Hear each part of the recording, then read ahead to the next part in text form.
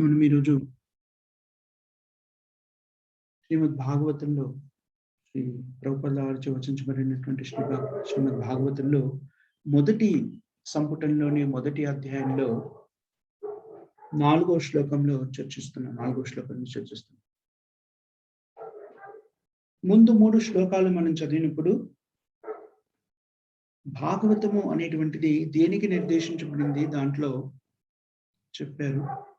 మొదటి శ్లోకంలో మనము సృష్టిలో ప్రతిఫలించేటువంటి ప్రతి వస్తువు కూడాను శ్రీకృష్ణ భగవాన్ నుంచే ఆవిర్భవిస్తుంది అనే విషయాన్ని తెలియజేశారు. తరువాతి శ్లోకంలో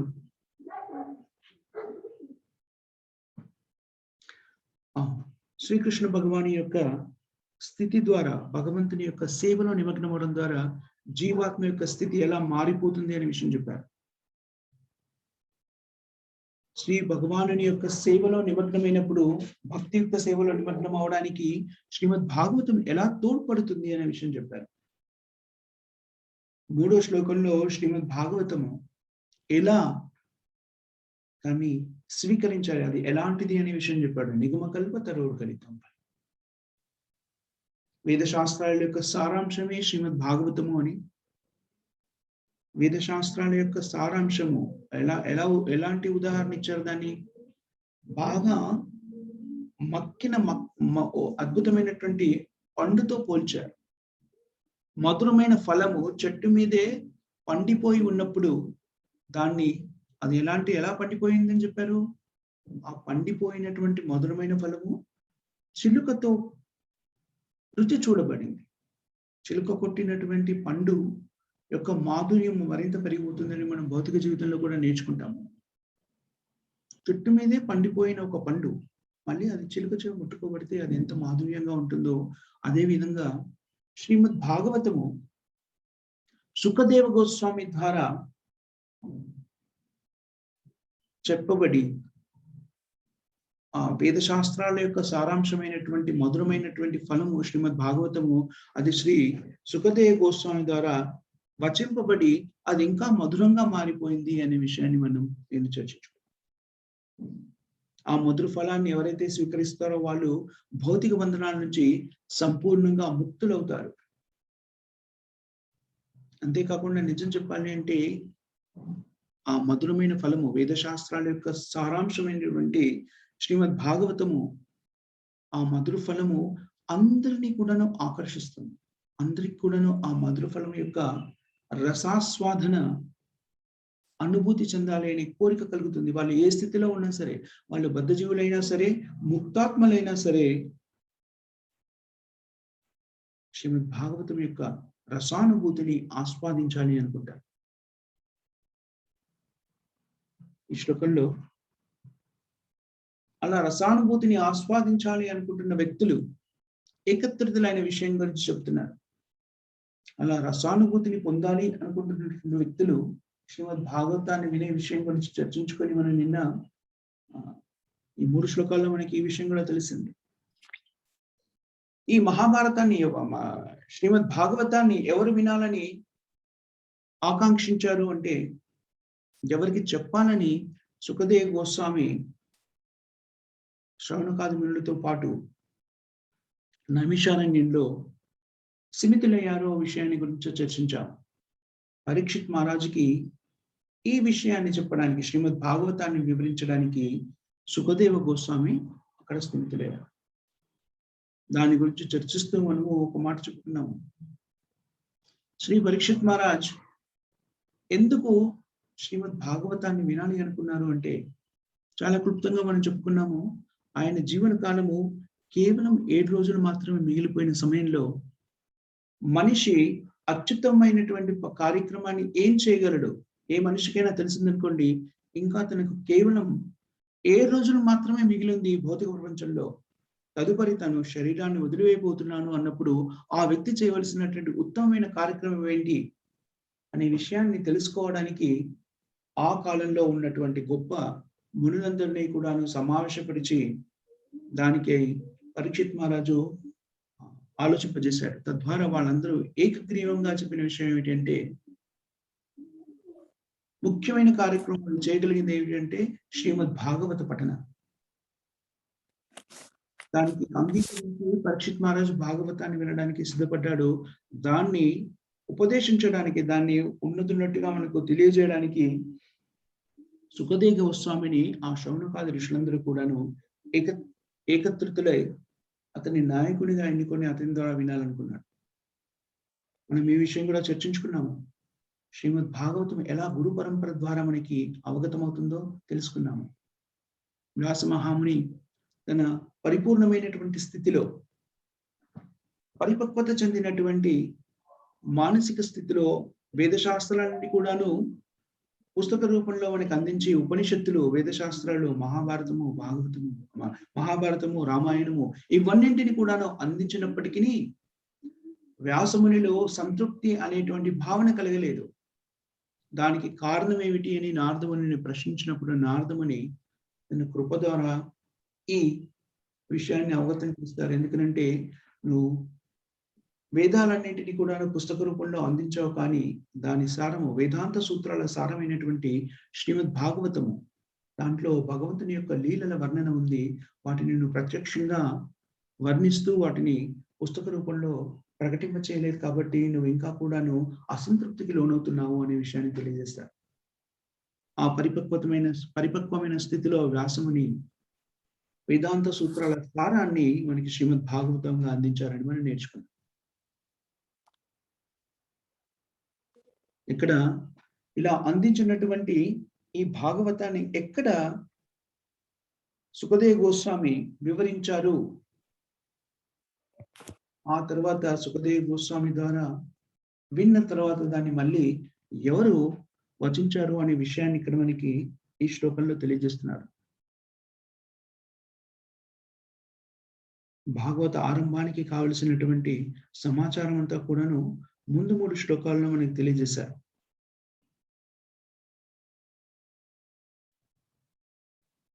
సో దీన్ని బట్టి మనకు అర్థమయ్యేది ఏమిటి అంటే శ్రీమద్ భాగవతాన్ని మొట్టమొదటిసారిగా ప్రవచించింది ఎవరు అంటే సుఖదేవ గోస్వామి. సుఖదేవ గోస్వామి మొట్టమొదటిసారిగా శ్రీమద్ భాగవత కథని పరీక్షిత్ మహారాజుకు వివరించాడు. ఇదే కథని ఏదైతే పరీక్షిత్ మహారాజుకి సుఖదేవ గోస్వామి విన్నవించారో ఆ కథ మొత్తాన్ని కూడాను, ఆ మొత్తం భాగవతాన్ని సూత గోస్వామి మరొకసారి వివరించారు. ఎవరికది? శౌనకాది మునులకి. ఎప్పుడైతే ఈ 7 రోజుల పాటు శ్రీమద్ భాగవతాన్ని సుఖదేవ గోస్వామి వివరించారో పరీక్షిత్ మహారాజుతో పాటు ఇతర మునులందరూ కూడా విన్నారు. ఆ మునులలో సూత గోస్వామి కూడా ఒకరు. సూత గోస్వామి ఎంత ఉత్తేజితులయ్యారు అంటే శ్రీమద్ భాగవతాన్ని అయిన తర్వాత మళ్ళీ దానికి ఎవరికైనా వినిపించాలనేటువంటి ఆతృత ఆయనలో కలిగింది. దాని ద్వారా ఆయన మరొకసారి శ్రీమద్ భాగవతాన్ని శౌనకాది మునులు, శౌనకాశ్రమంలో ఒక చోట గుమిగూడినటువంటి మునులందరికీ కూడా మళ్ళీ శ్రీమద్ భాగవతాన్ని వినిపించారు. శౌనకాది మునుడు అని ఎందుకు చెప్పారు అంటే మునులందరిలో కూడాను శౌనకుడు అనేటువంటి ముని వాళ్ళందరికీ కూడాను ఆధిపత్యం వహిస్తూ అక్కడ సమావేశపడ్డారు అని తెలియజెప్పడానికి శౌనకాది మునులు అనే పదప్రయోగం చేయబడింది. ఆ శౌనకాది మునులు కూడాను ఎక్కడ స్థిరపడ్డారు? నైమిషారణ్యంలో ఒక చోట సమావేశమయ్యారు. ఎందుకని నైమిషారణ్యం యొక్క ప్రాశస్త్యం ఏమిటి? నైమిషారణ్యంలోనే ఎందుకు వాళ్ళందరూ కూడాను సమావేశమయ్యారు అనే విషయాన్ని కూడా ఈ శ్లోకంలో మనకి శ్రీల ప్రభుపాదుల వారు స్పష్టంగా వివరిస్తున్నారు. వాయువ్య తంత్రంలో చెప్పబడినట్టుగా బ్రహ్మదేవుడు ఈ భౌతిక ప్రపంచ సృష్టి అంతా కూడాను బ్రహ్మదేవి ఆధీనంలో జరిగిందని మనకు తెలుసు. బ్రహ్మదేవుడు ఈ సృష్టిని సృష్టించినప్పుడు ఒక చక్రాన్ని స్థాపించాడట భౌతిక ప్రపంచంలో. ఆ చక్రం యొక్క పిడి ఎక్కడ స్థాపించాడు? ఆ చక్రాన్ని నైమిషారణ్యంలో ఆ చక్రం యొక్క మూలమైనటువంటి పిడిని అక్కడ స్థాపించాడట. ఇదే విషయము వాయువ్య తంత్రమునందు మరియు వరాహ పురాణం ఈ రెండిట్లో కూడా చెప్పబడిందని చెప్తున్నాడు. ఇది స్థాపించడం యొక్క, ఈ చక్రాన్ని స్థాపించడం యొక్క ముఖ్య ఉద్దేశం ఏమిటి అంటే, బ్రహ్మదేవుడు ఈ ప్రదేశంలో ఎవరైతే భక్తికి సంబంధించిన, లేకపోతే భగవంతునికి సంబంధించిన, లేకపోతే భగవంతుని సంతృప్తిపరచడానికి ఎలాంటి తపస్సులని, యజ్ఞాలను చేసినా కూడాను దాని ఫలితము సంపూర్ణముగా లభించి దానవులు అంటే అసుర ప్రవృత్తి కలిగిన వ్యక్తుల యొక్క శక్తుల్ని హరింపజేస్తుంది. అందుకని బ్రాహ్మణులు కానివ్వండి, మునులు కానివ్వండి, వాళ్ళు ఏదైనా కూడాను భగవంతునికి సంతృప్తిపరచడానికి చేయవలసినటువంటి యజ్ఞయాగాదులు అన్ని కూడాను నైమిషారణ్యంలో చేయాలని ప్రయత్నిస్తారు.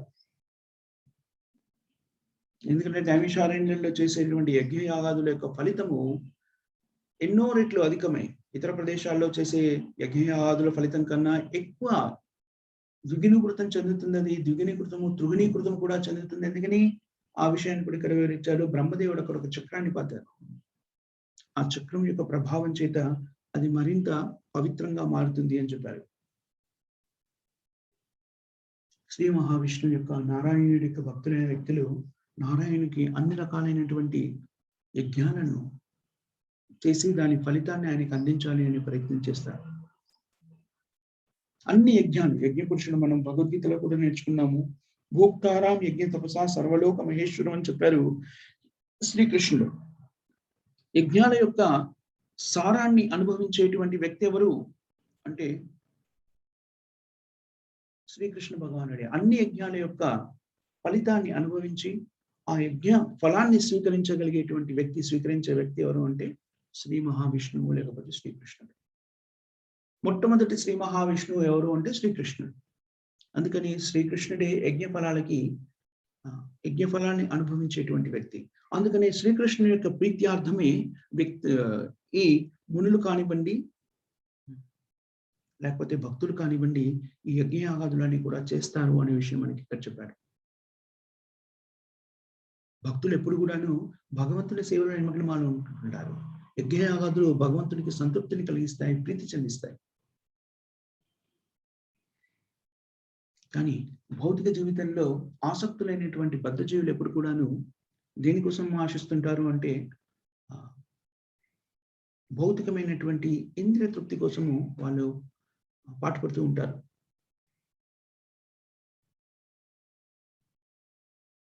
అందుకని భగవద్గీతలో కూడా మనం నేర్చుకుంటాము, భగవంతుని సంతృప్తి కోసం కాకుండా మన ఇంద్రియ తృప్తి కోసం చేసే పనులన్నీ కూడాను మనము ఈ భౌతిక జీవితానికి బందీలేలాగా చేస్తున్నాం. అందుకని మనం చేసే ప్రతి పని కూడాను భగవంతుని సంతృప్తి కోసమే చేయాలి అని చెప్పారు. మనం ఆ విషయాన్ని భగవద్గీతలో కూడా పలుమార్లు చెప్పుకున్నాం. ఏమని అంటే, మనం చేసే ప్రతి పనికి కూడాను కేంద్ర బిందువు శ్రీకృష్ణునిగా చేసినప్పుడు ఆ కార్యక్రమం అంతా కూడాను భగవంతుని సంతృప్తి కోసమే జరిపినప్పుడు అదంతా కూడా భక్తియుక్తమైన సేవగా మారిపోతుంది అని చెప్పుకున్నాం. నిజానికి కృష్ణ చైతన్య మార్గంలో ఉండడము అంటే, శ్రీ కృష్ణ చైతన్య మార్గ స్థితిలో జీవితాన్ని గడపడము అంటే దాని అర్థం ఏమిటి అంటే, మనం చేసే ప్రతి కార్యక్రమం కూడా భగవంతుని కేంద్ర బిందువుగా చేసి చేయడం. రెండు రకాల స్థితులు ఉన్నాయి. ఒక స్థితిలో ఏమిటి అంటే, మనం ప్రతి కార్యక్రమాన్ని కేవలం భగవంతుని కోసం మాత్రమే చేస్తాం. అది సంపూర్ణమైనటువంటి ముక్తి స్థితిలో భగవంతుని మీద ప్రేమతో చేసేటువంటి పని. ఏ కార్యక్రమం చేసినా కూడాను భగవంతుడి కోసమే, భగవంతుని సంతోషం కోసమే, భగవంతుని మనకంటూ ప్రత్యేకంగా ఏ కార్యక్రమం ఉండదు. కేవలం భగవంతుని సంతృప్తిపరచడమే కార్యక్రమం. మరొక స్థితి ఏంటంటే, మనం అత్యంత ఉన్నతమైన స్థితికి చేరుకున్నప్పుడు భక్తి మార్గంలో స్థిరపడిన వ్యక్తులు చేసే పని ఏంటంటే, వాళ్ళు చేసే ప్రతి కార్యక్రమాన్ని కూడా భగవంతుని కేంద్ర బిందువుగా చేసుకొని అలా భగవంతుని కేంద్ర బిందువుగా చేసుకొని చేసే కార్యక్రమాల్లో నిమగ్నమైనప్పుడు, ప్రతి కార్యక్రమం కూడా భగవంతుని కేంద్ర బిందువుగా చేసుకొని చేసినప్పుడు అలాంటి స్థితిని ఏమన్నారంటే కృష్ణ చైతన్య స్థితి అని చెప్పారు. అలాగా మాత్రమే జీవితాన్ని గడుపుతున్న వ్యక్తి భక్తియుక్తమైన సేవలో, భగవత్ సేవలో నిమగ్నమైనట్టు భాగవత ధర్మాన్ని అనుసరిస్తూ తన జీవితాన్ని గడుపుతున్నట్టుగా మనకి శాస్త్రం తెలియజేస్తుంది. శ్రీమద్ భగవద్గీతలో కానీ, శ్రీమద్ భాగవతంలో కానీ ఈ విషయం స్పష్టంగా చెప్పబడింది.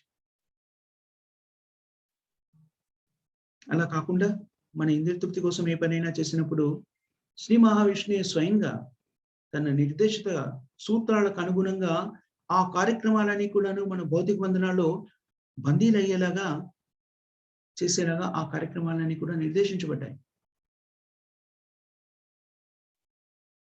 అందుకని ప్రతి కార్యక్రమం మనం ఏ తపస్సు చేసినా యత్ కరోషి యదస్నాసి యజ్జుహోషి కదాచన యత్ తపస్ససి కౌంతేయ తత్పురుషే మదార్పణం అని చెప్పారు శ్రీకృష్ణ పరమాత్మ భగవద్గీతలో. మనం ఎలాంటి కార్యక్రమం చేసినటువంటి, ఎలాంటి యజ్ఞం చేసినా, ఎలాంటి తపస్సు చేసినా, ఎలాంటి దానం చేసినా అదంతా కూడాను శ్రీ మహావిష్ణువు శ్రీకృష్ణుడి యొక్క ప్రీత్యార్థం మాత్రమే చేయాలి. ఈ విధంగా జీవితం గడపడము అనేటువంటిది సమాజ శ్రేయస్సుకి, వ్యక్తి యొక్క శ్రేయస్సుకి కూడా దోహదపడుతుంది. అందుకని ఎవరైతే సన్యాసాశ్రమంలో ఉంటారో, మునులుగా ఉంటారో, వాళ్ళ ఏకైక కర్తవ్యము, కార్యక్రమం ఏమిటంటే వాళ్ళు తమ క్షేమమే కాకుండా సర్వమానవ సౌభ్రాతృత్వాన్ని, సర్వమానవ సంక్షేమాన్ని ఆకాంక్షిస్తారు. అందుకని ఇక్కడ శౌనకుడు అనేటువంటి మహర్షి ఆధిపత్యంలో మిగిలిన మునులందరూ కూడాను నైమిషారణ్యం అనేటువంటి పవిత్ర స్థలంలో సమావేశమయ్యారు.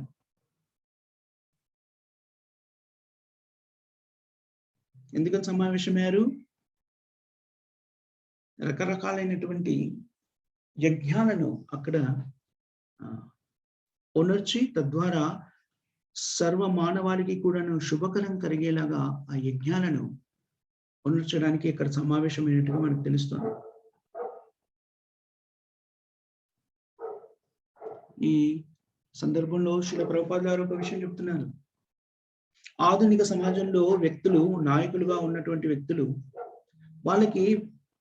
వాళ్ళు శాంతి సౌభ్రాతృత్వాన్ని కోరుకుంటారు, కానీ వాటిని ఎలా పొందాలి అనేటువంటి విషయం తెలియదు. కానీ ఇక్కడ శౌనకాది ఋషులకి శాస్త్రం తెలుసు కాబట్టి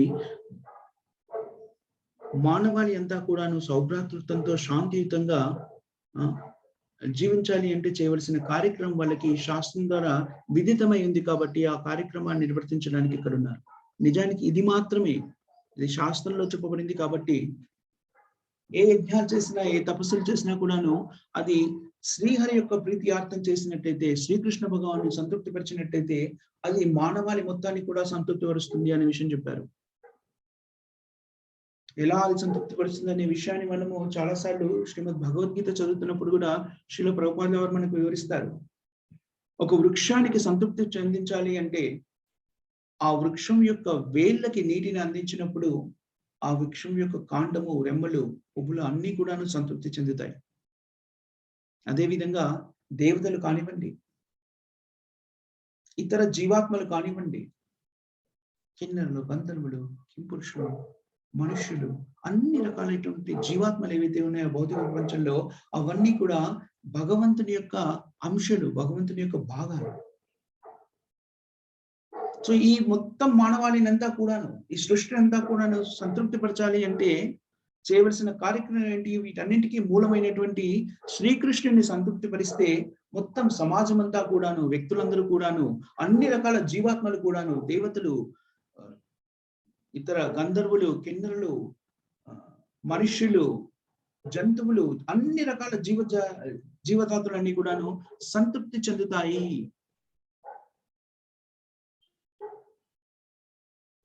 ఇక్కడ ఏం చెప్పారు అంటే భగవంతుని సంతృప్తి చెందిస్తే సిద్ధులు, చరణులు, విద్యాధరులు, దేవతలు, మనుష్యులు అందరూ కూడా, అన్ని రకాల జీవాత్మలు సంతృప్తి చెందుతాయి. ఎందుకంటే అవన్నీ కూడాను కొమ్మలు, రెమ్మల, ఒక చెట్టుకు ఉండేటువంటి కొమ్మలు, రెమ్మలు, ఆకులు, ఫలములు, పుష్పాలు ఎలాగైతే ఉంటాయో వీళ్ళందరూ కూడాను భగవంతునికి సంబంధించినటువంటి వ్యక్తులే.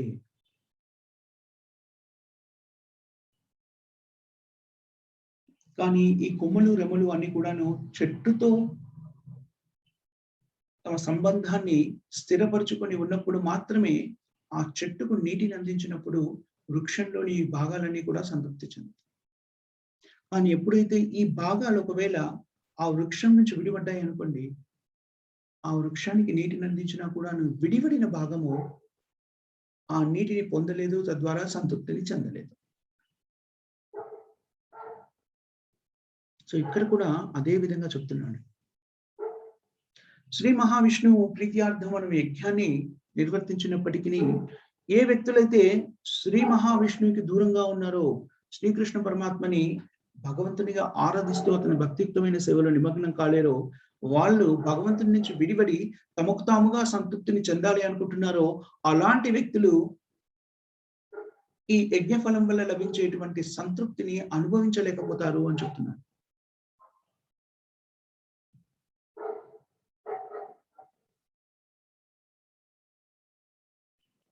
సో ఇక్కడ మానవ సమాజం కూడా, ప్రస్తుత మానవ సమాజం ఎలా ఉంటుంది అంటే, భగవంతుడి నుంచి విడిపడి తమకు తాముగా జీవించాలనేటువంటి ప్రయత్నం చేస్తుంది.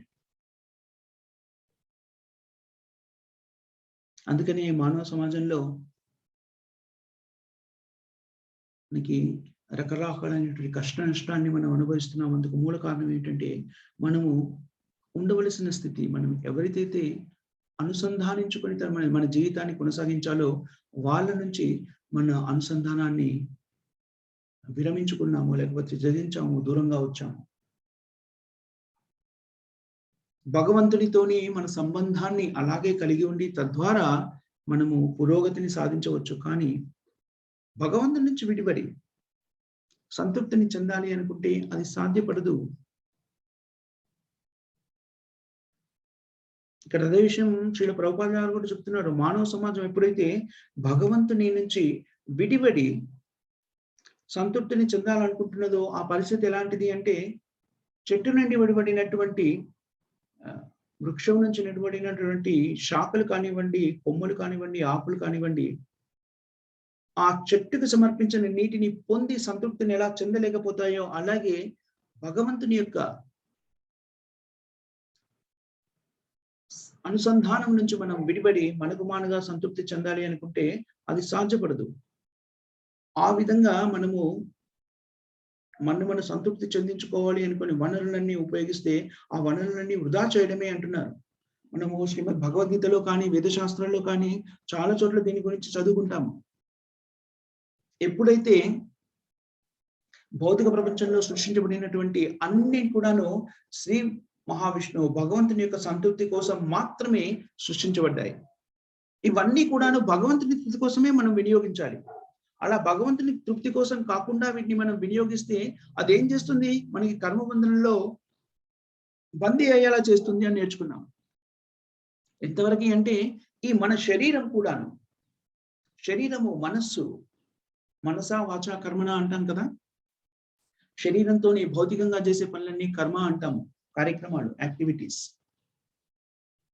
మనస్సుతో ఆలోచిస్తూ మనము దేని గురించి అయితే ఆలోచిస్తామో ఆ ఆలోచనలన్నీ కూడాను మనసు చేస్తుంది. మనసులో ఉన్నటువంటి భావాల్ని ప్రతిఫలింపజేసేది వాచకం, అంటే నాలుక ద్వారా మనము వ్యక్తీకరిస్తూ ఉంటాము. భాష ద్వారా, మాటల ద్వారా దాన్ని వ్యక్తీకరిస్తుంటాము. ఎప్పుడైతే మన మనస్సు, మాటలు, మన శరీరము అన్ని కూడాను భగవత్ సేవలో వినియోగించబడినప్పుడు మాత్రమే మనము మన సహజమైన స్థితిలో ఉన్నామని తెలుసుకోవచ్చు. ఎందుకని సహజమైన స్థితి అని దాన్ని మాత్రమే ఎందుకు అన్నారు అని ఎవరైనా ప్రశ్నించవచ్చు. ఎందుకనంటే, ఈ మొత్తం సృష్టి అంతా కూడాను, ఇంక్లూడింగ్ మన శరీరంతో సహా, మన జీవితంతో సహా ఎందుకు సృష్టించబడింది, భౌతిక ప్రపంచంలో ఆవిర్భవించబడింది అంటే, కేవలం భగవానుడైన శ్రీకృష్ణుని సంతృప్తిపరచడానికి మాత్రమే సృష్టించబడింది. మనము ఆ కార్యక్రమాన్ని చేసినప్పుడు అది సహజ సిద్ధమైన స్థితి అంటారు. మనం మామూలుగా ఏదైనా ఒక వస్తువు ఉందనుకోండి, ప్రతి వస్తువును భౌతిక ప్రపంచంలో మనం సృష్టించి చూసినప్పుడు దానికి ప్రత్యేకమైనటువంటి కారణం ఉంటుంది. మీరు ఏదైనా మీ ఎదురుగా కనబడిన వస్తువుని ఏదైనా చూడండి, మీరు కూర్చున్న ప్రదేశంలో ఆ వస్తువు గురించి ఆలోచిస్తే మీకు తెలుస్తుంది ఆ వస్తువు ఎందుకు దాన్ని సృష్టించారు అనేటువంటిది.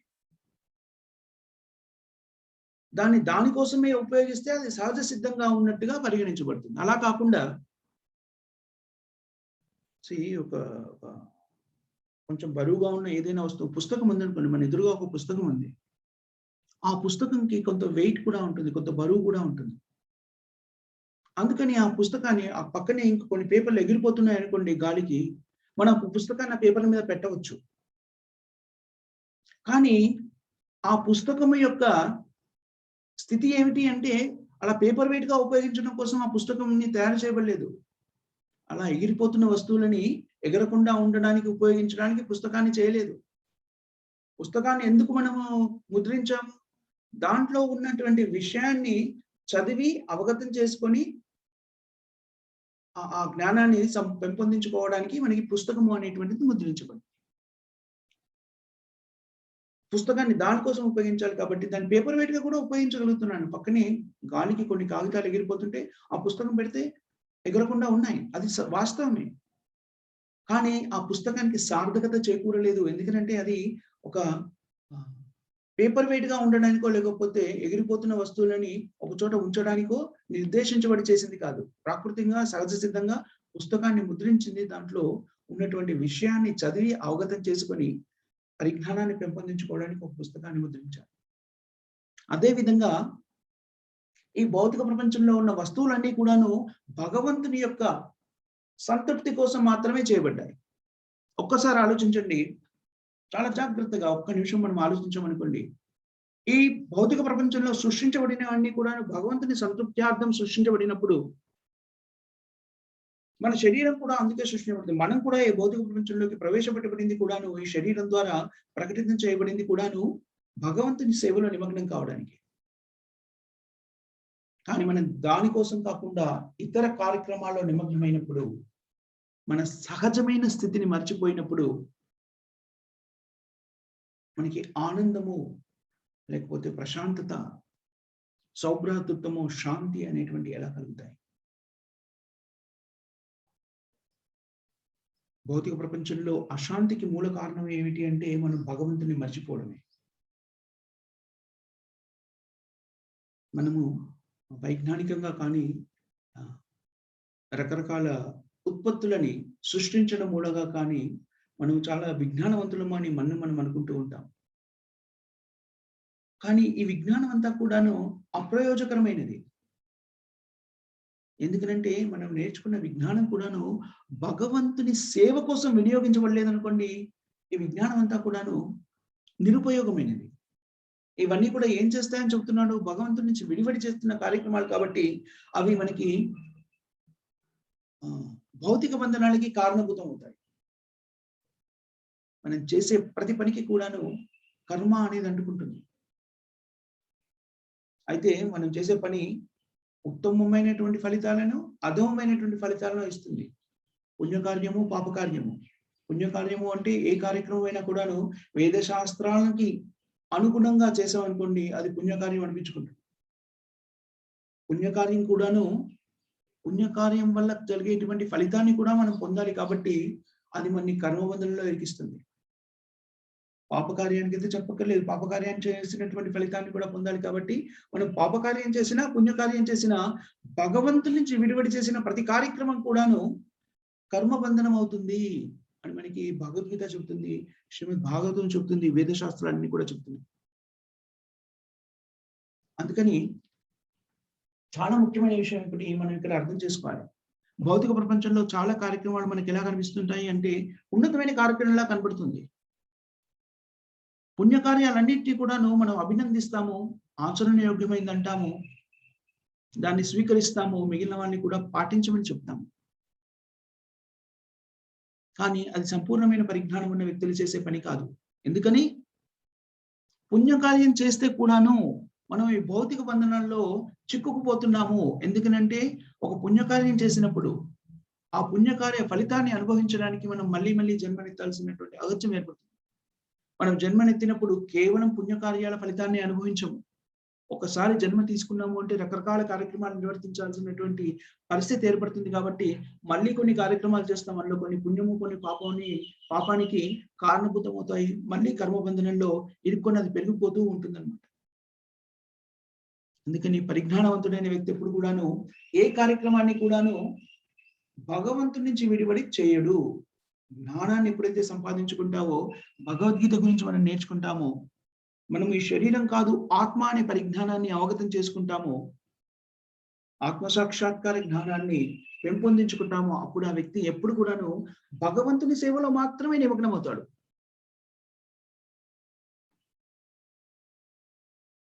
మనకి ఈ విషయము సంపూర్ణంగా మనం జీవించుకున్నాం అనుకోండి, భౌతిక ప్రపంచంలోని కార్యక్రమాలన్నీ కూడాను దేనికోసం నిర్వహించాలి? భగవంతుని సంతృప్తి కోసం మాత్రమే నిర్వహించాలి అని తెలిసినప్పుడు భగవద్భక్తిలో స్థిరపడడం సులభమవుతుంది. మన ముఖ్యమైన లక్ష్యం ఏదో తెలిసిందనుకోండి, మానవ జీవిత లక్ష్యము భగవత్ సేవలో నిమగ్నమవడం కోసమే మానవ జీవితాన్ని భగవంతుడిచ్చాడు మనకి. ఆత్మ సాక్షాత్కార పరిజ్ఞానాన్ని సంపాదించుకొని తద్వారా భగవద్భక్తిలో నిమగ్నం కావడానికి మాత్రమే మానవ జీవితం ఇచ్చారు అనేటువంటి మానవ జీవిత లక్ష్యాన్ని మనం సంపూర్ణంగా అర్థం చేసుకున్నాం అనుకోండి, అదే మన లక్ష్యము అయినప్పుడు ఆ మిగిలిన కార్యక్రమాలన్నీ ఏమవుతాయి? మిగిలిన కార్యక్రమాలు ప్రాముఖ్యమైనవి కాదు, ప్రాథమికమైన కార్యక్రమం కాదు అన్న విషయం తెలిసినప్పుడు భక్తి మార్గంలో స్థిరపడడం సులభం అవుతుంది కదా.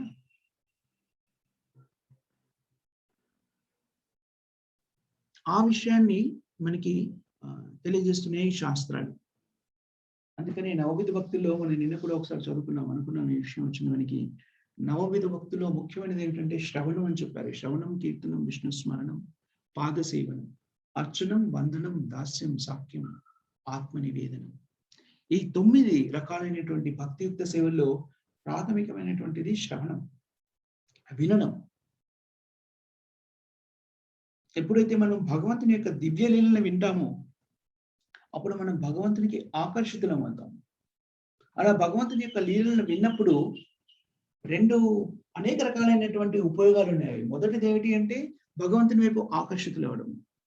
రెండవది ఏమిటి అంటే భగవంతుని లీలలు పవిత్రమైనవి, సంపూర్ణమైనవి.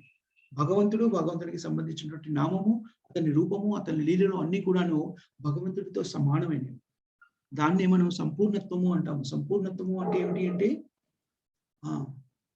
ఆ సంపూర్ణత్వానికి సంబంధించిన ఏ ప్రక్రియ అయినా కూడాను ఆ సంపూర్ణ సత్యంతో సమానమైనది.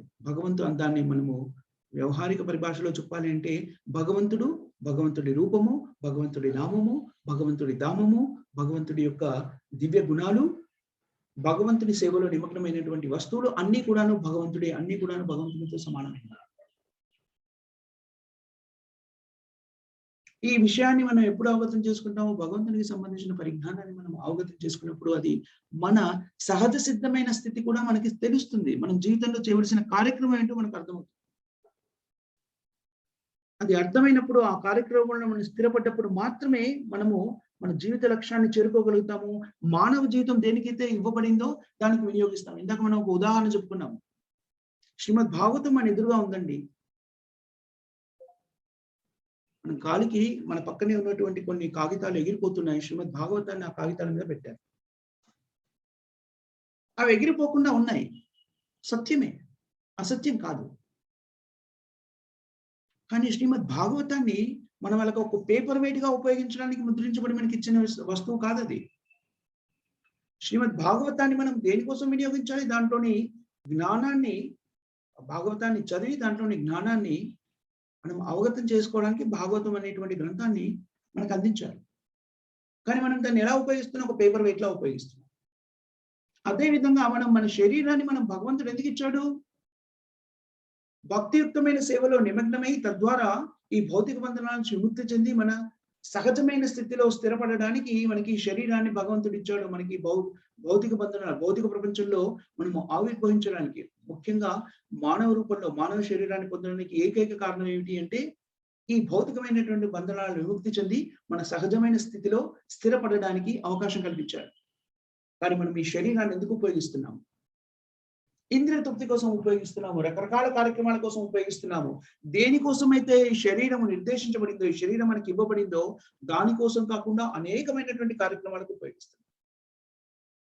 దానివల్ల మనకు అనిపించవచ్చు ఈ శరీరం ఇచ్చారు కదా అందుకే కదా. కాదు. ఇందాక మనం ఒక ఉదాహరణ చెప్పుకున్నాము. శ్రీమద్ భాగవతాన్ని మనము ఒక పేపర్ వెయిట్ లాగా ఉపయోగించాం అనుకోండి, అది పనిచేస్తుంది. పేపర్లు ఎగిరిపోకుండా ఉండడానికి ఆ భాగవతము బరువుగా ఉంటుంది కాబట్టి దాని మీద పెడితే అవి ఎగిరిపోకుండా ఉన్నాయి. కానీ భాగవతము నిర్దేశించి మనకి ఇచ్చింది ఒక పేపర్ వెయిట్ గా ఉపయోగించడానికి కాదు.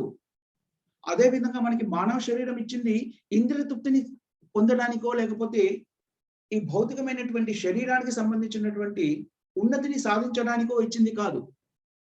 మానవ శరీరం ఇవ్వబడడానికి ఏకైక కారణం ఏమిటి అంటే భక్తియుక్త సేవలో నిమగ్నమై పరిజ్ఞానాన్ని పెంపొందించుకొని తానెవరు, భగవంతుడెవరు అనే విషయాన్ని తెలుసుకొని భగవంతుడికి జీవాత్మకి మధ్య ఉన్న సంబంధాన్ని పునఃస్థాపించుకోవడానికి, తద్వారా ఈ భౌతిక బంధనాల నుంచి విముక్తి పొందడానికి మాత్రమే మానవ శరీరం ఇవ్వబడింది. ఇది చాలా ప్రాముఖ్యమైనటువంటి విషయం.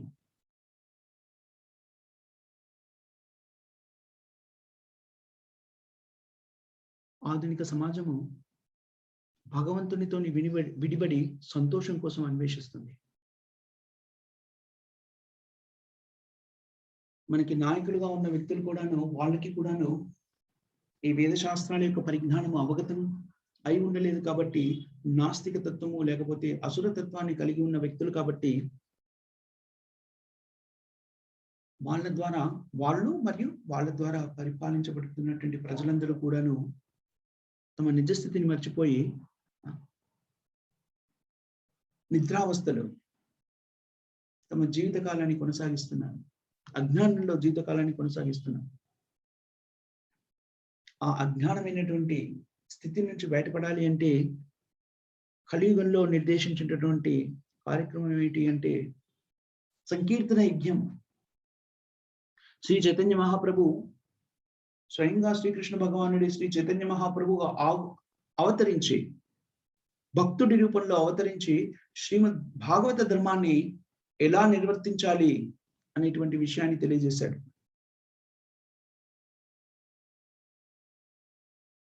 అదేమిటి అని చెప్పారు అంటే, హరే రామ హరే రామ హరే నామైవ కేవలం కలో నాస్తేవ నాస్తేవ నాస్తేవ గతిరిన్యద. కలియుగంలో సంపూర్ణ స్థితిని సాధించాలి అంటే చేయవలసినటువంటి ముఖ్యమైన యజ్ఞం ఏమిటి అని చెప్పారు చైతన్య మహాప్రభు బోధించారు, యుగ ధర్మాన్ని బోధించారు. అదేమిటి అంటే సంకీర్తన యజ్ఞము. హరే కృష్ణ కృష్ణ కృష్ణ హరే హరే, హరే రామ రామ రామ హరే హరే. ఈ మంత్ర జపం ద్వారా నిద్రావస్థలో అజ్ఞాన స్థితిలో ఉన్నటువంటి మన చైతన్యాన్ని పురికొల్పి మేల్కొల్పి మన నిజ స్థితిలో మనం స్థిరపడగలుగుతాము. ఈ స్థితిని గురించి, భాగవత ధర్మాన్ని గురించి ఈ హరినామ సంకీర్తన ద్వారా మన చైతన్యాన్ని ఎలా పురోగమింపజేసి మన సహజమైన స్థితిలో ఎలా స్థిరపడగలుగుతామో శ్రీ చైతన్య మహాప్రభు వైజ్ఞానిక పద్ధతిలో స్పష్టంగా మనకి తెలియజేశారు.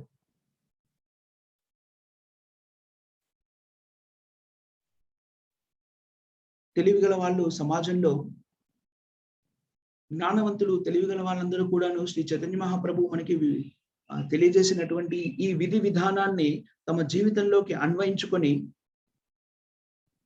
చైతన్య మహాప్రభు మనకు అందించినటువంటి ఈ బోధనల ఫలితాలని స్వీకరించి, బోధనల ఫలితాల యొక్క అనుభవాన్ని, బోధన ఫలితాలని తమ జీవితంలోకి అన్వయించుకొని తద్వారా జీవితాన్ని గడుపుతూ సమాజ సౌఖ్యానికి, సౌతృత్వానికి, శాంతికి మూలకారకులు అవుతారు. శ్రీమద్ భాగవతము నిజానికి మానవ సమాజంలో నిజమైనటువంటి శాంతిని, సౌభ్రాతృత్వాన్ని తీసుకురావడానికి మాత్రమే చెప్పబడింది. దీనికి సంబంధించిన వివరణ అంతా కూడాను రాబో శ్లోకాల్లో మనము ఇంకా వివరణాత్మకంగా వినగలుగుతాము అని ఈ శ్లోకంలో మనకి శ్రీల ప్రభుపాద వారు తన భాష్యంలో స్పష్టంగా తెలియజేస్తున్నారు. శ్రీమద్ భాగవతం యొక్క ఏకైక ఉద్దేశం ఏమిటి అంటే మానవుల్ని తమ బద్ధ జీవితం నుంచి విముక్తులు చేయడానికి శ్రీమద్ భాగవతము మనకు అందజేయబడింది. శ్రీమద్ భాగవతం ఎంత పవిత్రమైంది అంటే శ్రీకృష్ణుడి యొక్క ప్రత్యక్ష లీలల్ని మనకి తెలియజేస్తుంది. అవి ఎంత మధురమైనవి అంటే భౌతికమైనటువంటి ఇంద్రియాలకు సంబంధించినటువంటి కోరికల నుంచి కూడా విముక్తులైనటువంటి ముక్తాత్మలు కూడాను భగవంతుని యొక్క లీలలకి ఆకర్షితులవుతారు అని చెప్పారు. మనం ఇంతకుముందు శ్లోకంలో చదువుకున్నాము నిన్న. శ్రీమద్ భాగవతము అందరి కోసము చెప్పబడింది. ఎవరు? అన్ని రకాల వ్యక్తులు, ఏ రకమైన మానసిక స్థితిలో ఉన్నా కూడాను భాగవతాన్ని విన్నారనుకోండి, అది వారిని శుద్ధి చేస్తుంది. ముక్తాత్మలు ఎవరైతే ఉన్నారో, భౌతికమైన ఇంద్రియ తృప్తి నుంచి విముక్తులైనటువంటి వ్యక్తులు ఎవరైతే ఉన్నారో వాళ్ళు కూడా దీనికి సంపూర్ణంగా ఆకర్షితులవుతారు. తద్వారా భగవద్భక్తిలో నిమగ్నం కాగలుగుతారు. ఎవరైతే బద్ధ జీవితాన్ని కొనసాగిస్తున్నారో వాళ్ళు కూడాను భాగవతాన్ని అభ్యసించినప్పుడు తమ బద్ధ స్థితి నుంచి విముక్తులు కాగలుగుతారు. భగవంతుని యొక్క లీలల వైపు ఆకర్షితులై హృదయాన్ని శుద్ధి చెందించుకొని తమ సహజమైన స్థితిలో స్థిరపడగలుగుతారు. బద్ధ జీవులు కానివ్వండి, ముక్తాత్మలు కానివ్వండి. ఇంకొకరు ఎవరు అంటే భగవంతునిలో లీనమైపోవాలి అనుకునేటువంటి వ్యక్తులు ఎవరైతే ఉంటారో బ్రహ్మవాదులు,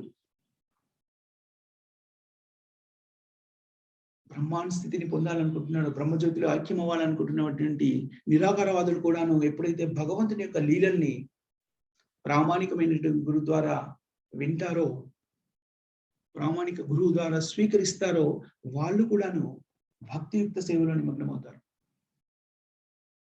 ప్రామాణిక గురు పరంపర గురించి మనము చర్చిస్తూ చాలాసార్లు చెప్పుకున్నాం. శ్రీల ప్రభుపాదుల వారు ఎలాగా ప్రామాణికమైనటువంటి గురువు అనే విషయం. శ్రీల ప్రభుపాదుల వారి గురువు, అతని గురువు, అతని గురువు, అతని గురువు, ఇలాగా మనము వాళ్ళ గురు పరంపరని స్వీకరిస్తే అది ఈ సమాచారం అంతా కూడాను ఒరిజినల్ స్పీకర్ ఎవరైతే ప్రాథమికంగా ఆ విషయాలని చెప్పారో ఆ వ్యక్తి దగ్గరికి వెళ్తుంది. ఆ వ్యక్తి ఎవరు? భగవంతుడైన శ్రీకృష్ణుడు. అందుకని శ్రీమద్ భగవద్గీత కానీ శ్రీమద్ భాగవతం మనం ఎప్పుడైతే చదువుతున్నామో శ్రీల ప్రభుపాద వారిచే వచింపబడినది, భాష్యం చెప్పబడినటువంటి గ్రంథాన్ని మనం చదివినప్పుడు నిజానికి ప్రామాణికమైన గ్రంథాన్ని మనం స్వీకరిస్తున్నాం. తద్వారా ఇప్పుడు సుఖదేవ్ గోస్వామి దగ్గర మనం కూర్చొని శ్రీమద్ భాగవతాన్ని విన్నప్పుడు కలిగేటువంటి లభ్యత, ఉపయుక్తతని ఇప్పుడు శ్రీ ప్రభుపాదుల వారి భాగవతాన్ని వింటే కూడా మనకు లభిస్తుంది. దానికి ఉదాహరణ మనం చూడొచ్చు. శ్రీల ప్రభుపాదుల వారు శ్రీమద్ భాగవతాన్ని, శ్రీమద్ భగవద్గీత, శ్రీమద్ భాగవతాన్ని ప్రబోధించినప్పుడు అత్యంత హేయమైన స్థితిలో ఉన్న వాళ్ళు, పతితులు అయినటువంటి వ్యక్తులు పాశ్చాత్య దేశాల్లో దీన్ని ప్రవచించినప్పుడు చాలా హేయమైన స్థితిలో జీవితాన్ని గడుపుతున్న వాళ్ళంతా కూడాను శుద్ధ భక్తులుగా మారిపోయి, వైష్ణవులుగా మారి, శుద్ధ భక్తులుగా మారి ఈ భాగవత ప్రచారాన్ని స్వీకరించారు. వాళ్ళ జీవితంలో అన్వయించుకోవడమే కాకుండా జీవితాన్ని మొత్తాన్ని కూడాను ఈ భాగవత ప్రచారానికి వినియోగించడం చూస్తూ ఉంటే మనకి మన కళ్ళెదుటనే మనకి కనబడుతున్నటువంటి అనుభవము, కనబడుతున్నటువంటి నిరూపితమైనటువంటి అనుభవం ఏమిటి అంటే శ్రీమద్ భాగవత ధర్మంలో ఆ శక్తి ఉంది, ఇది ప్రామాణికమైంది అని మనకి స్పష్టంగా తెలుస్తుంది. అందుకని మనం శ్రీమద్ భాగవతాన్ని వినడం ద్వారా భగవద్భక్తిలో లీనం కావచ్చును. శ్రీమద్ భాగవతంలో మనకి భాగవత ధర్మంలో చెప్పబడినటువంటి ప్రాథమిక సూత్రం ఏమిటంటే, ముఖ్యంగా కలియుగంలో ఉన్న మనందరికీ కూడా చెప్పబడినటువంటి ప్రాథమిక సూత్రం ఏమిటంటే సంకీర్తన యజ్ఞంలో పాల్పంచుకోవడం. ఆ సంకీర్తన యజ్ఞం శ్రవణంతో మొదలై తర్వాత ఎలా మారుతుంది? కీర్తనము, భగవత్ కీర్తనము, భగవంతుని యొక్క నామ సంకీర్తనతో అది ఇంకా అభివృద్ధి చెందుతుంది. హరే కృష్ణ కృష్ణ కృష్ణ హరే హరే, హరే రామ రామ రామ హరే. ఈ మంత్ర జపాన్ని మాత్రమే మనకి కలియుగంలో చేయవలసిన కార్యక్రమంగా నిర్దేశించారు. దాన్ని మనము వెంటనే స్వీకరిస్తే, ఎంత తొందరగా దాన్ని స్వీకరిస్తే అంత మంచిది. ఎందుకనంటే అప్పుడు మనము సహజమైన స్థితిలో ఉన్నాము అని చెప్పొచ్చు. మనం అంటే ఈ భౌతిక జీవితం, భౌతిక మానవ శరీరం మనకి ఎందుకైతే ఇవ్వబడిందో దానికోసమే దాన్ని వినియోగిస్తున్నాము అని మనం అర్థం చేసుకోవచ్చు. వేద శాస్త్రాల్లో మనకి తెలియజెప్పబడినటువంటి సూత్రాలు, కృష్ణ చైతన్య మార్గంలో మనం స్థిరపడకపోతే మనం మన శరీరాన్ని దేనికోసం అయితే భగవంతుడు మనకి ఇచ్చాడో దానికోసం ఉపయోగిస్తున్నట్టుగా మనం పరిగణించలేము. మనం ఇందాక చెప్పుకున్నాం కదా, శ్రీమద్ భాగవతం పుస్తకంగా ఉన్నప్పుడు మన పక్కనే ఉంటే ఎగురుతున్న కాగితాల్ని ఒక దగ్గర అదిమి పెట్టి ఉంచడానికి ఉపయోగించవచ్చు. కానీ శ్రీమద్ భాగవతం యొక్క ముద్రణ యొక్క ముఖ్య కారణం అది కాదు. అదే విధంగా మనం మానవ శరీరాన్ని మనకి ఎప్పుడైతే భగవంతుడు ఇచ్చాడో మనం రకరకాల కార్యక్రమాలు నిర్వర్తించడానికి ఉపయోగిస్తున్నాము. కానీ మానవ శరీరాన్ని మనకు పొందడానికి ఏకైక కారణం ఏమిటి అంటే భక్తియుక్త సేవలో నిమగ్నం కావడం మాత్రమే ఏకైక కారణం. మనం ఎప్పుడైతే దాన్ని ఆ సేవ కోసం వినియోగిస్తామో అప్పుడు మాత్రమే మనం మన సహజ సిద్ధమైన స్థితిలో ఉన్నట్టుగా మనం పరిగణించవచ్చు. అంతవరకు కూడాను మనం మనకి ఇచ్చినటువంటి వనరులు, ముఖ్యమైన వనరులు ఏమిటంటే ఈ శరీరమే. దాన్ని దుర్వినియోగపరుస్తున్నామని మనం అర్థం చేసుకోవాలి. ఆ దుర్వినియోగపరచడం నుంచి ఏకైకంగా ఒకే క్షణంలో మనం వెంటనే దాన్ని సద్వినియోగపరచొచ్చు ఎప్పుడు? మనం సంకీర్తన యజ్ఞాన్ని మన జీవితంలోకి అన్వయించుకున్నప్పుడు. హరే కృష్ణ, హరే కృష్ణ, కృష్ణ కృష్ణ హరే హరే, హరే రామ, రామ రామ హరే హరే అనేటువంటి మంత్రాన్ని ప్రతిరోజు 16 మాలలు జపించడం ద్వారా మనం భుజించే ఆహారాన్ని కేవలము కృష్ణునికి సమర్పించినటువంటి పదార్థాల్ని, భోగాన్ని ఆహారంగా, ప్రసాదాన్ని మాత్రమే ఆహారంగా స్వీకరించడం ద్వారా, శాస్త్రాన్ని అభ్యసించడం ద్వారా, భక్తుల యొక్క సాంగత్యాన్ని స్వీకరిస్తూ తద్వారా శాస్త్రాన్ని అవగతం చేసుకోవడం ద్వారా మనము సంపూర్ణమైనటువంటి కృష్ణ చైతన్య మార్గంలో స్థిరపడవచ్చు.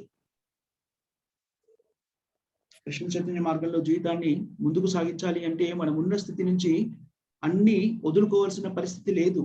అలాంటి అవసరం లేదు. చైతన్య మహాప్రభు చాలా కృపామయుడు. అందుకని ఆయన ఏం చెప్పారు?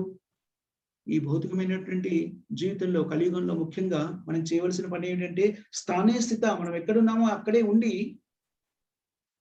ఈ నియమాల్ని మన జీవితంలోకి అన్వయించుకుంటే మనం సంపూర్ణమైనటువంటి భక్తియుక్త సేవలో నిమగ్నమైనట్టుగానే భగవంతుడు మనని పరిగణిస్తాడు. అందుకని మనకి మానవ శరీరాన్ని దేనికోసమైతే ఇచ్చారో దానికోసమే వినియోగించడం మనం ఈ రోజు నుంచి మొదలు పెట్టవచ్చు. దానికి కావాల్సింది ఏమిటంటే కేవలం దృఢ సంకల్పం మాత్రమే. అందరు భక్తులకి విజ్ఞప్తి ఏమిటంటే ఈ హరే కృష్ణ మహామంత్రాన్ని జపించడం అనేటువంటిది జీవితంలోకి వెంటనే అన్వయించుకోండి. ప్రతిరోజు 16 మాలలు జపం చేయడం అనేటువంటిది వెంటనే స్వీకరించండి. ఇది కష్టమైన కార్యక్రమం కాదు. తద్వారా మనకు ఉసంగబడినటువంటి శరీరం ద్వారా మనకి ఇచ్చినటువంటి ఇతర వనరులు, కళ్ళు చూడడానికి ఇచ్చారు, చెవులు వినడానికి ఇచ్చారు, నాసిక వాసన చూడడానికి ఇచ్చారు. ఇవన్నింటినీ కూడాను ఏకాకృతంగా ఒకే ఒక కార్యక్రమం ద్వారా ఇవన్నింటిని కూడాను మనము భక్తియుక్త సేవలో నిమగ్నం చేసిన వాళ్ళం అవుతాం. దానికి ప్రారంభమైన దశ ఏమిటి అంటే శ్రవణం, which మీరు ఆల్రెడీ చేస్తున్నారు. దాన్ని ఇంకా ముందుకు తీసుకెళ్లాల్సిన పరిస్థితి ఏమిటి అంటే హరే కృష్ణ మహామంత్రాన్ని జపించడం ద్వారా అది చేయగలుగుతాము. హరే కృష్ణ. ప్రభుజీస్ అండ్ మాతాజీస్, మనం ఇక్కడ ఆపేద్దాం. ఏమైనా క్వశ్చన్స్ కానీ కామెంట్స్ కానీ ఉన్నాయా మాతాజీస్ అండ్ ప్రభుజీస్? హరే కృష్ణ ప్రభుజీ. Yes, మాతాజీ. నైమిషారణ్యంలో సుఖముని పరిగిత మహారాజుకి భాగవతం వినిపిస్తారు కదా స్వామి. ఆ వేల ఋషుల మధ్య సుత గోస్వామి కూడా కూర్చొని వింటారా? అవును మాతాజీ. సూత గోస్వామి కూడాను సుఖదేవ్ గోస్వామి ప్రబోధిస్తున్నప్పుడు సూత గోస్వామి కూడా అక్కడే ఉండి పరీక్షిత్ మహారాజుతో పాటు శ్రీమద్ భాగవతాన్ని విన్నారు. అవును మాతాజీ. సుత గోస్వామి కూడాను మరి భాగవతం ఎక్కడ వినిపిస్తారు, ఎవరికి చెప్తూ ఉంటారు? ఇది ఇతర శౌనకాది మునులు, ఇతర మునులు ఉన్నారు కదా, ఇతర మునులందరూ కూడా సమావేశమైనప్పుడు శౌనకాది అంటే శౌనకుని అధ్యక్షతన ఏకాకృతులైనటువంటి మునులందరూ కూడాను మునులందరూ కూడాను నైమిషారణ్యంలో ఎందుకు ఏకాకృతం అవుతారు అంటే నైమిషారణ్యం యొక్క ప్రాశస్త్యం గురించి మనం నేర్చుకున్నాము. అక్కడ బ్రహ్మదేవుడు ఒక చక్రాన్ని, ఈ మొత్తం భౌతిక ప్రపంచాన్ని అదుపులో ఉంచగలిగినటువంటి ఒక చక్రాన్ని స్థాపించారు అనేటువంటిది వేదశాస్త్రంలో చెప్పబడింది. ఆ చక్రం యొక్క శక్తి ఏమిటి అంటే అక్కడ ఏదైనా ఒక కార్యక్రమం, పుణ్యకార్యం చేశామనుకోండి, దాని యొక్క శక్తి ఎన్నో రెట్లు పెరిగిపోయి అసుర ప్రవృత్తి కలిగినటువంటి వాళ్ళ యొక్క ప్రయత్నాలని సఫలీకృతం కాకుండా కాపాడగలుగుతుంది. అందుకని నైమిషారణ్యంలో వాళ్ళు సమావేశమయ్యారు అని మనం నేర్చుకున్నాం. మరి సుత గోస్వామి కూడాను అక్కడ ఉన్న ఋషులందరికీ ఇతను కూడా భాగవతం వినిపిస్తూ ఉంటారా? అవును మాతాజీ. సూత గోస్వామి దగ్గర విన్నటువంటి భాగవతాన్ని మళ్ళీ సుఖదేవ్ గోస్వామి దగ్గర విన్నటువంటి భాగవతాన్ని సూత గోస్వామి మళ్ళీ ఇతర ఋషులకి మునులకి తెలియజేస్తుంది. ఎస్, అది కూడాను ఆరణ్యంలో కదా స్వామి, నైమిషారణ్యంలో? అది నైమిషారణ్యంలో చెప్పబడింది. ఎస్, అవును మాతాజీ. సౌనక ఋషులు ఎవరు ప్రభుజీ ఇందులో ఉన్న? శౌనకుడు ఒక ఋషి, ఒక ముని. సో అతని అనుచరులు చాలా మంది మునులు ఉన్నారు. అందుకని ఇక్కడ మనకి చెప్పినప్పుడు ఏమన్నారంటే శౌనకాది మునులు అన్నారు. అంటే శౌనకుడు మరియు అతని అనుచరులైనటువంటి ఇతర మునులు అందరూ కూడాను కలిసి శ్రీమద్ భాగవతాన్ని వింటున్నారు అని చెప్పడం కోసమని ఆ పదప్రయోగం చేయబడింది. కలిసి అందరూ శైమికారణ్యంలో ఆశ్రమంలోనే ఉంటున్నారు మొత్తం.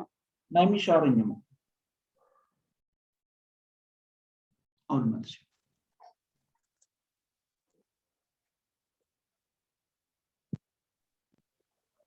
హరే కృష్ణ ప్రభుజీ. ఎస్ మాతాజీ. అంటే నాకు పాయింట్ అర్థం కాలేదు ప్రభుజీ. ఇప్పుడు మనం వింటున్నది సుఖదేవ్ గోస్వామి పరీక్షిత్ మహారాజుకే చెప్పినదా, లేదా సుఖ మహాముని సూత మహాముని సుకునికి చెప్పిందా? మనమి ముందుగా శ్రీమద్ భాగవతము సుఖదేవ గోస్వామి పరీక్షిత్ మహారాజుకు చెప్పాడు. తర్వాత దాన్ని సూత గోస్వామి ఇతర మహర్షులకు చెప్పాడు. మనం ఈ భాగవతాన్ని చదువుతున్నప్పుడు రెండింటి గురించి మనం వింటాం. కొన్ని చోట్ల ఏం చెప్తారు అంటే డైరెక్ట్ గా సుఖదేవ గోస్వామి పరీక్షిత్ మహారాజుకి ఏవైతే చెప్పారో ఆ శ్లోకాలే డైరెక్ట్ గా మనకి వస్తాయి. మరికొన్ని చోట్ల వాటిని విని సూత గోస్వామి ఇతర మునులకు చెప్తున్నారే, శౌనకాది మునులకి, ఆ శ్లోకాలు కూడా ఉన్నాయి. సో ఈ రెండు చోట్ల జరిగిన సంభాషణ అంతా కూడా మనకి ఈ గ్రంథంలో మనం చదువుతాం. ఓకే ప్రభుజీ.